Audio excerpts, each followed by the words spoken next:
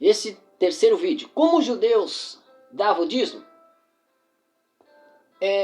De cereais e dos animais. E lá em Jerusalém, uma vez por ano,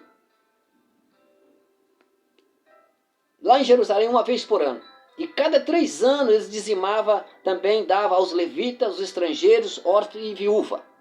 Cada 3 anos eles faziam isso, colocavam a porta da cidade, ali vinha o estrangeiro, o órfão, a viúva, também para se abastecer. Esta era a forma da doutrina dizimal, do dízimo. E, por exemplo, como eu disse que em Malaquias 3,10 não é a doutrina do dízimo, é uma cobrança à nação. A nação de Israel era cobrada. Por exemplo, o dízimo passou a ser cobrado. Agora, no Novo Testamento, nos tempos de Jesus, os apóstolos de Jesus eram dizimistas. À luz da Bíblia, vamos acompanhar para nós ter noção do que nós estamos falando. Por exemplo, o dízimo passou a ser cobrado no século 8 a 9, aproximadamente, século 8 a 9, depois da igreja primitiva, depois dos apóstolos, depois dos pais da igreja, que passou a ser introduzido o dízimo novamente à igreja. Porque nos tempos de Jesus, por exemplo, Jesus, os apóstolos, que agora se converteu a Cristo, não era dizimista. Por exemplo, o dízimo, até o ano 70 depois de Cristo, o templo estava em Jerusalém. Ali, somente os judeus, judaizantes, era dizimista nessa época. Neste período quando Jesus, do Novo Testamento, quando Jesus nasceu, né, até 70 anos depois, neste período, o tempo, perdão, o tempo em Jerusalém, depois que Cristo morreu, 70 anos depois, é destruído. Então, nesse período que Cristo morreu, os judaizantes continuaram sendo dizimistas ali no templo. Depois que destruiu o templo, eles não dizimam mais. Por exemplo, hoje em Jerusalém, segundo ao nosso conhecimento, que chega ao nosso conhecimento em pesquisa, que o dízimo ali em Jerusalém hoje é feito desta forma. Porque ele não tem templo, não tem sacerdotes, como é que eles vão dizimar? Então, aquelas pessoas que judaizantes, que ainda não aceitaram a Cristo, eles pegam 10% deles e dão aos pobres. Eles direcionam aqueles 10% aos pobres. Que coisa linda, né? Direciona para a pobreza. E em nossos dias hoje nós vemos o dízimo totalmente diferentemente disso. Por exemplo, quando tem um pobre dentro da igreja, um irmão de classe mais baixa dentro da nossa igreja, eu já vi muito isso. Que você precisa de um alimento, está passando necessidade, e muitas vezes a igreja que deveria suprir a necessidade desse lar, desse irmão, não supre. E sabe como é que eles tentam suprir a necessidade? Eles têm dinheiro suficiente para suprir a necessidade, mas sabe o que eles fazem? Eles fazem, vamos arrecadar 1 quilinho, cada irmão traga 1 quilo para nós suprir a necessidade do irmão. Não que isso é errado. Faz bem, sim, claro, mas a igreja ela tem condições de tirar um dinheiro do fundo caixa ali e suprir a necessidade daquele irmão com uma abastança até. Mas eles fazem uma cestinha básica com 1 quilinho de um, de outro, às vezes nem dá uma cesta básica. Para nossa vergonha. Nem dá uma cesta básica e leva para aquele irmãozinho que está passando necessidade, padecendo. E muitas vezes aquele irmãozinho foi muitas vezes fiel no dízimo. Mas eu digo para você que está nos ouvindo, amigo, ouvinte, você, pai de família, mãe de família, que tem o seu salário, muitas vezes salário baixo, muitas vezes um salário mínimo, muitas vezes até menos de um salário mínimo, e que às vezes passa necessidade e que tem dado dízimo. Eu digo a você, se você estiver passando necessidade, não contribua com 10%, não. Contribua com aquilo que Deus colocar no seu coração. Se você dá R$1 de coração, Deus te honrará também. Não há necessidade de você pegar, muitas vezes, o teu dízimo que você tem ali para devolver, e tem um talão de água, um talão de luz para pagar, e você fica com medo de pagar a água e a luz, e com medo de Deus te castigar. Isso não é verdade, isso é invenção de pastores. Na antiga aliança, sim. Na antiga aliança, existia uma cobrança de Deus para a nação de Israel se eles não contribuíssem. Realmente. Porque os levitas naquele tempo, eles não trabalhavam, eles ficavam ali no templo, administrando o templo, cuidando do templo juntamente com os levitas e os sacerdotes. Realmente eles não trabalhavam. Então havia uma cobrança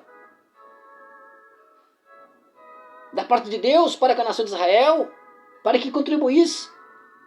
E que se eles não contribuíssem, Deus amaldiçoaria eles dessa forma, cerrando os céus, não choveria, não teria fruto na terra, não teria pasto, não teria ovelha, não teria vaca.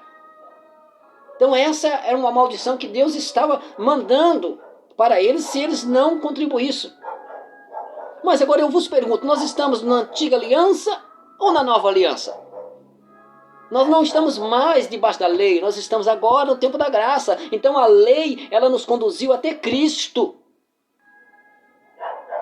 E como nós estamos na graça, se você estiver 1000 ou 20 com a necessidade maior dentro do seu lar, e você está com o teu dízimo guardado, pega e paga a sua água, paga a sua luz, e durma tranquilo, que Deus não vai te amaldiçoar. Isso são palavras inculcadas dos pastores, que inculcaram muitas vezes nas nossas mentes, muitas vezes eles não têm conhecimento, e muitas vezes outros que têm conhecimento não falam a verdade. Mas estou aqui para falar a verdade para os meus ouvintes, para os meus irmãos em Cristo Jesus, que não é verdade isto. Está na Bíblia, mas não é para nós hoje. Não é para nós hoje, não é válido para nós hoje. E muitas pessoas ficam com medo, se eu não dar o dízimo, Deus vai me castigar.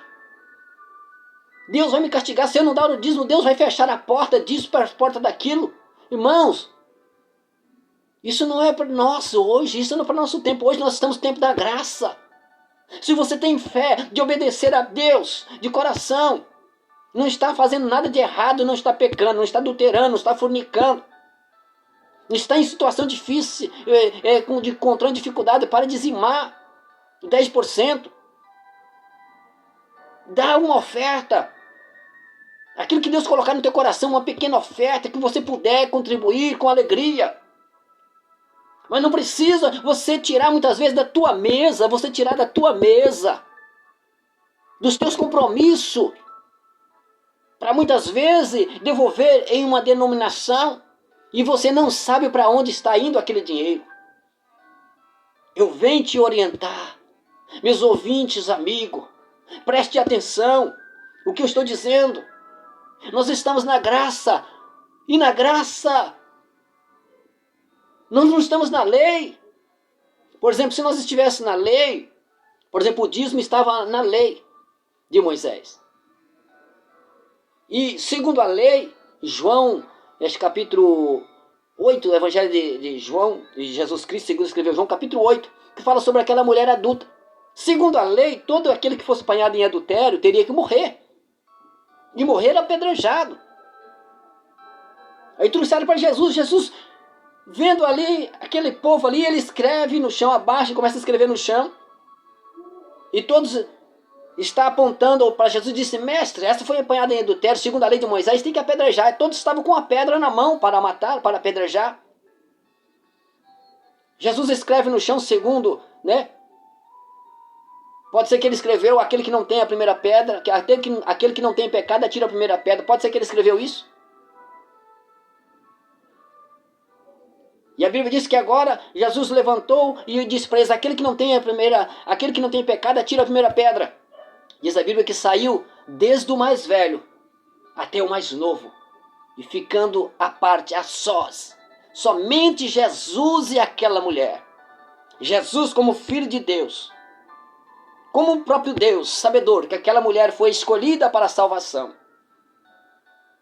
ele disse àquela mulher, vai e não peque mais. Jesus sabia que aquela mulher não pecaria mais. Avante. Jesus disse para ela, vai e não peque mais, filha. Então nós não estamos na lei, amigos. Então se hoje alguém pecasse, nesse caso de adultério, fornicação, teria que ser apedrejado.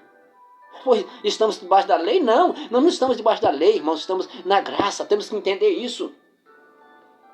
E veja agora o que disse em Atos dos Apóstolos, capítulo 15.